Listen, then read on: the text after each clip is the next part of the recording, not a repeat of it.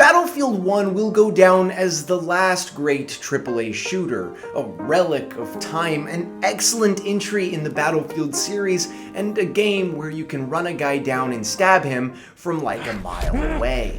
Hey man, cut it out!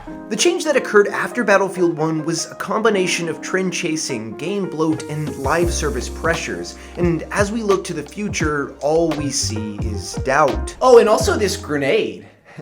Oh, it's missing a pin. So today on Blurbs, let's look at Battlefield 1 and the fall of the AAA shooter. Battlefield 1 was one of those rare EA games. A good one. There are a myriad of things that made me fall in love with it, but none more important than its atmosphere. By being relatively simple, Battlefield 1 could immerse you in its space more than any game prior. It had gorgeous visual effects, an awe-inspiring soundtrack, and mechanics that clicked right into the World War I setting, opting for just enough realism to keep you grounded, but also enough experimentation to keep players out of the trenches. The maps all felt massive and oppressive as behemoth trains, incredible air balloons, and big old tanks rolled by. You felt like a speck in a giant war. Every battle had this cinematic quality as the visual effects took over the screen. You cut through layers of smoke and fire, planes sputtered out and exploded overhead, and bullets whizzed right past you. Whoa, close one.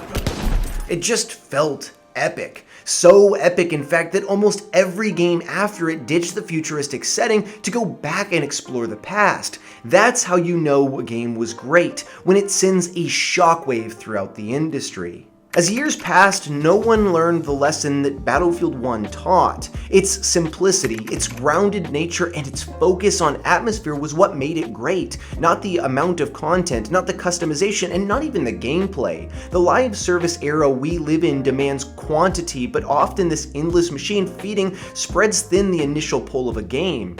I thought Black Ops 6 had a good launch, but after that it quickly turned into a mess. These games just can't function, and these developers just can't craft something special when there is no vision of quality but only of quantity. But if all that's true, then who killed the AAA shooter? You did.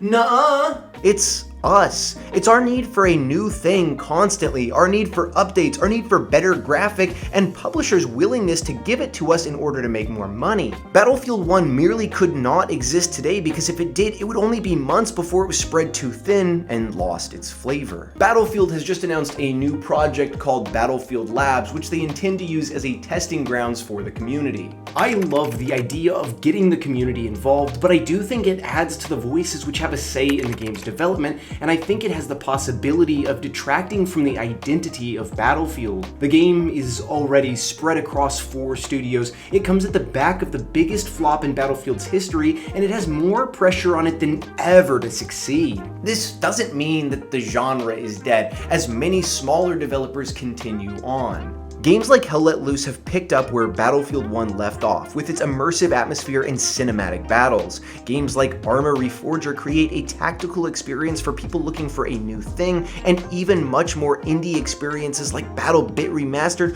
are reminiscent of the fun customization and open-world conquest inspired by the likes of Battlefield 3. The first-person shooter forever lives on, but there will always be a part of me that misses the days when Battlefield was great.